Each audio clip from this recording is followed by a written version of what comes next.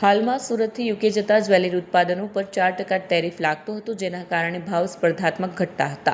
હવે આ ડ્યુટી શૂન્ય થતાં સુરતના ઉત્પાદકો સીધો યુકે બજારમાં સસ્તા ભાવે ઉચ્ચ ગુણવત્તાવાળા હીરા અને જ્વેલરી મોકલી શકશે. અત્યાર સુધી મુંબઈ કે અન્ય રૂટ દ્વારા થતી નિકાસ હવે સુરતથી સીધી થઈ શકશે, જેનાથી સમય અને ખર્ચ બંનેમાં બચત થશે. ઉદ્યોગના નિષ્ણાંતોના મતે સુરતના લગભગ 500 જ્વેલરી યુનિટ્સને આ એફટીએનો સીધો લાભ મળશે. અંદાજ મુજબ આ કરારથી અબજો રૂપિયાના વાર્ષિક વેપારમાં વધારો થઈ શકે છે અને સુરતને વૈશ્વિક જ્વેલરી હબ તરીકે નવી ઓળખ પણ મળશે. અમેરિકા દ્વારા વિશ્વના તમામ દેશો ઉપર જે પ્રમાણે ટેરિફનો કોરડો વીંઝ્યો, એના કારણે દરેક કન્ટ્રીના એક્સપોર્ટની અંદર ખૂબ મોટો ઘટાડો જોવા મળ્યો. લોકોની પ્રોડક્ટ 50% ટેરિફ એટલે જે કંઈ $1 મળતી હોય $1.5 મળે. આના કારણે એક્સપોર્ટની અંદર પણ ઘટાડો જોવા મળ્યો. ખાસ કરીને ભારતને યશસ્વી વડાપ્રધાન શ્રી નરેન્દ્રભાઈ મોદીએ આ જે કંઈ મુશ્કેલીઓ ઊભી થાય એનો સામના કરવા માટે દુનિયાના અલગ અલગ દેશો સાથે ફ્રી ટ્રેડ એગ્રીમેન્ટો ચાલુ કર્યા. એમાં હમણાં જ ભારત સરકારે યુનાઇટેડ કિંગડમ સાથે ફ્રી ટ્રેડ એગ્રીમેન્ટ કર્યા. આવતા મહિનાની 15 તારીખથી આનું અમલી થશે.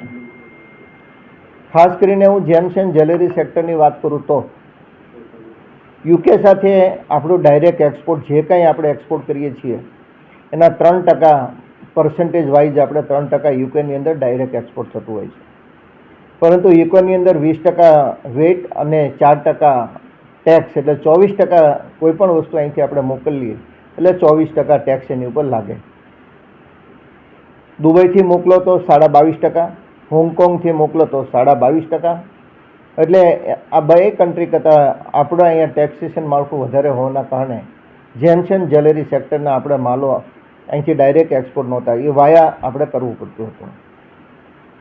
યુનાઇટેડ કિંગડમનું વાર્ષિક જેમ્સ એન્ડ જ્વેલરી સેક્ટરનું જે માર્કેટ છે એ $5.76 બિલિયન છે, એટલે 48,000 કરોડ કરતાં વધારાનું માર્કેટ એ યુકેની અંદર છે.